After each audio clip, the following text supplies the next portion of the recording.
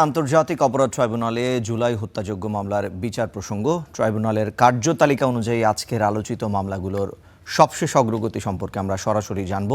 আমাদের সহকর্মী ইমন মাহমুদ আমাদের সঙ্গে যুক্ত হচ্ছেন। ইমন, আজকের কার্যতালিকায় যেই ট্রাইব্যুনালে বিচারাধীন মামলাগুলো রয়েছে তার সবশেষ কী তথ্য আপনার কাছে আছে, বিস্তারিত জানাবেন।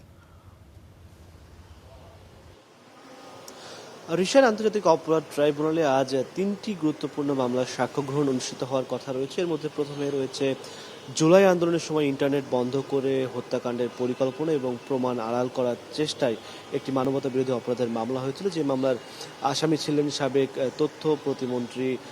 তথ্যপ্রধান জুনায়েদ আহমেদ পলক এবং সাবেক প্রধানমন্ত্রীর পুত্র সজীব ওয়াজেদ জয়। তারা দুজনই মূলত এই মামলার আসামি এবং এই মামলাতে আজকে ষষ্ঠ সাক্ষী সাক্ষ্য গ্রহণ অনুষ্ঠিত হওয়ার কথা রয়েছে। এর আগে পঞ্চম সাক্ষী হিসেবে সাক্ষ্য দিয়েছিলেন একজন বিটিসিএল কর্মকর্তা। তিনি তার জবানবন্দিতে উল্লেখ করেছিলেন যে জুলাই আন্দোলনের সময় যে ইন্টারনেট বন্ধ করা হয়েছিল তাতে আইসিটি প্রতিমন্ত্রী জুনায়েদ আহমেদ পলকের প্রত্যক্ষ নির্দেশনা ছিল এবং তিনি হোয়াটসঅ্যাপে মেসেজ দিয়ে এবং কল করার মাধ্যমে তিনি ইন্টারনেট বন্ধ করার বিষয়ে নির্দেশনা দিয়েছিলেন এবং এ সংক্রান্ত আরও তথ্য প্রমাণ তিনি ট্রাইব্যুনালে হাজির করেছিলেন। আজকে ষষ্ঠ সাক্ষীর সাক্ষ্য গ্রহণ হওয়ার কথা রয়েছে। বেলা 11:30 নাগাদ সাধারণত ট্রাইব্যুনাল একের কার্যক্রম শুরু হয়। সেই কার্যক্রম শুরু হলেই তখন এই মামলার সাক্ষীর সাক্ষ্য গ্রহণ অনুষ্ঠিত হওয়ার কথা রয়েছে বলে আমরা প্রসিকিউশন সূত্রে জানতে পেরেছি।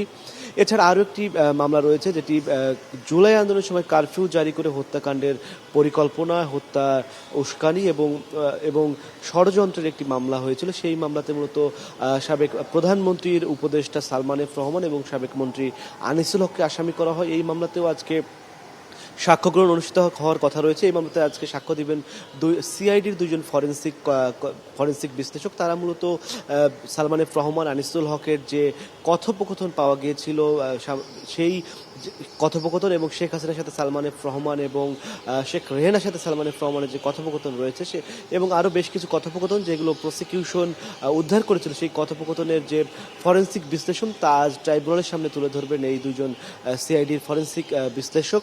এছাড়া আন্তর্জাতিক অপরাধ ট্রাইব্যুনাল 2-এ রয়েছে যাত্রাবাড়িতে জুলাই আন্দোলন চলাকালীন সময়ে একজন পুলিশ কর্মকর্তার ছেলে ইমাম হাসান তাইমকে হত্যা করা হয়েছিল গুলি করে এবং সেই হত্যা মামলায় সাক্ষ্য গ্রহণ চলছে আন্তর্জাতিক অপরাধ ট্রাইব্যুনাল। আজকে সেই মামলাতে যাত্রাবাড়ি থানারই একজন পুলিশ কর্মকর্তা দ্বিতীয় দিনের মতো সাক্ষ্য দেবেন। এর আগে একদিন সাক্ষ্য দিয়েছিলেন এবং আজকে আবারও তার সাক্ষ্য গ্রহণের যে অসমাপ্ত অংশ রয়েছে সেটি শুরু হবে। এই মামলারও সাক্ষ্য গ্রহণ কিছুক্ষণের মধ্যেই ট্রাইব্যুনাল 2-এ শুরু হওয়ার কথা রয়েছে। এই তিনটি মামলারই মূলত আজকে সাক্ষ্য গ্রহণ অনুষ্ঠিত হওয়ার কথা রয়েছে। ট্রাইব্যুনালের কার্যক্রম শুরু হলে আমরা হয়তো আরও বিস্তারিত তথ্য জানাতে পারবো, কী ধরনের তথ্য উপাত্ত সাক্ষ্য গ্রহণে উঠে আসলো সেই তথ্য আরও বিস্তারিত আমরা তুলে ধরতে পারবো। এই ছিল ট্রাইব্যুনাল থেকে আমার কাছে সবশেষ তথ্য। রিশান। ইমন, আপনাকে ধন্যবাদ। দর্শক, আমরা আন্তর্জাতিক অপরাধ ট্রাইব্যুনালে জুলাই হত্যাযজ্ঞ সহ আজ 3টি মামলার বিচার কাজ হবে সেই প্রসঙ্গেই আমরা সরাসরি যুক্ত হয়ে জানছিলাম তথ্য।